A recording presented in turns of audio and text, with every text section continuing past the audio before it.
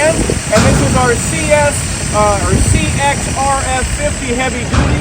It's a 14,000-pound log loader bunk style trailer. This one is a non-dumping trailer. It's just got the open floor. You can see all the cross members.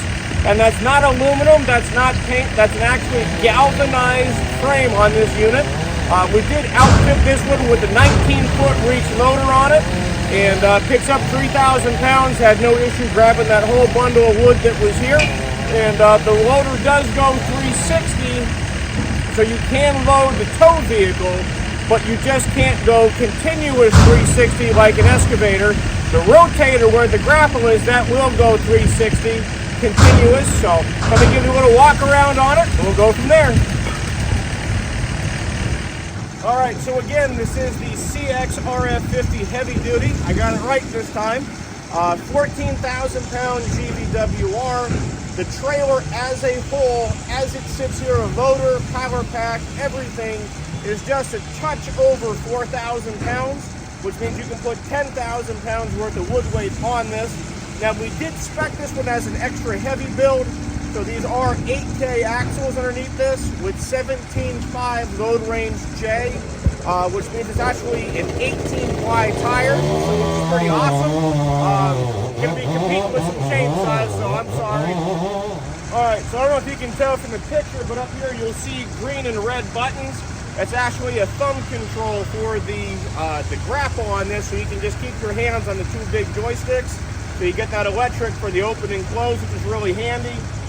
We have a wired remote for working the winch up on the boom.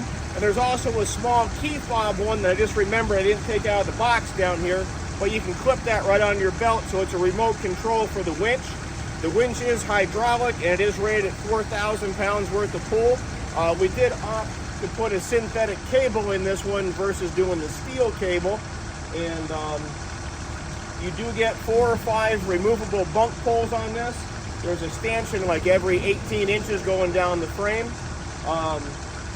Trucker straps, there's 4 yellow trucker straps. You get the bar for cranking everything down. They do have a chain with a hook end on it for going up and over your logs. It is a 16-foot deck on this. You're 7 feet wide in between the bunk poles themselves. Honda GX390 13 horsepower electric start power pack on this one. We can also do it with the Kohler 14 horsepower Command Pro. I personally like the Kohler motor because, like the brute force stuff, we use a lot of the Kohlers on that. And Kohler does run a full 1-year warranty on everything, where Honda just does the 1-year warranty on the internals, like your electric start and things, are about 30 days. So it just depends what you can get serviced where you're at. I'll move the camera around here a little bit, give you a better look at the trailer, and we'll run from there. Alright, so this is the control platform. The yellow buttons on this don't do anything. Right now, I do have a note into the factory for maybe making that the winch in and out possibly, but right now green is for grab, red is for release. The center 2 are your outriggers up and down, and then you get the other joystick. This is what the controls look like.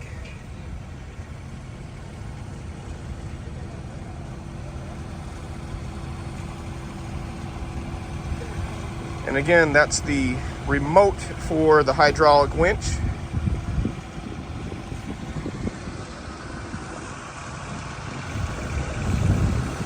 Alright, so one piece that I didn't mention in the earlier video, we actually for 23 took the cylinder and brought it outside the tube for the outrigger. So if you've seen the other videos before, you've never seen that cylinder on the outside. So we did a guard to protect the hydraulics and the chrome rod.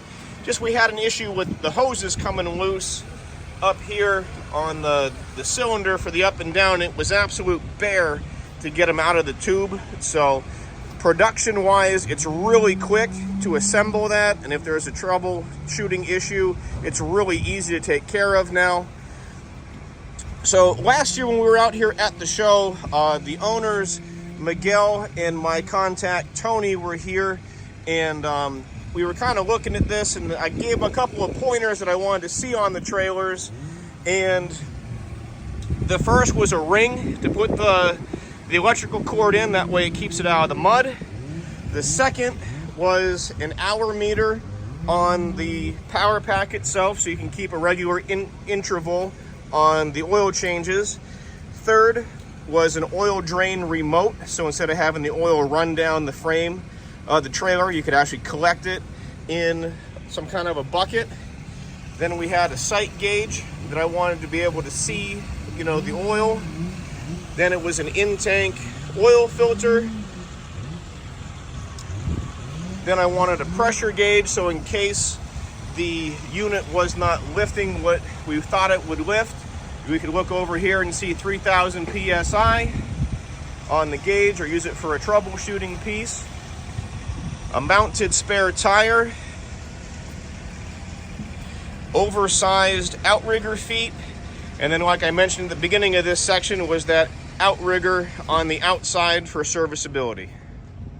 All right, so there's our winch mounted up on the boom. You can kind of go off the driver's side or the passenger side with the swivel.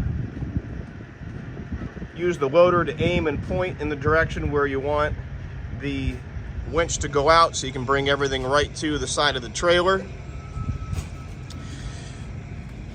The inserts for the bunk poles, they're a flush mount, so if you were doing anything with sliding pallets off and on like we do at the woodlot with our firewood bags, you're not going to snag anything.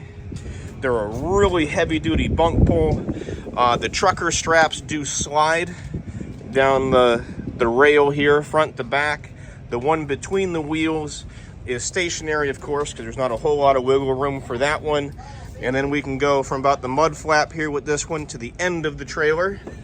All LED lights. There's even a little bracket here to hold your license plate.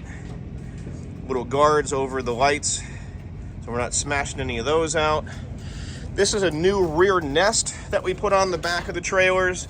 So when we're doing a loader that's a little bit longer than the truck or the trailer itself, we can nest it up in there. You do have 3 positions to put this in. Driver's side, trailer center, and then there's one over here underneath for the passenger side. There it is.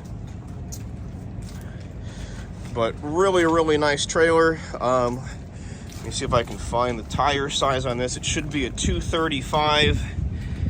That's going to be upside down. There it is, 215 75 R17.5. And there's the 18 ply.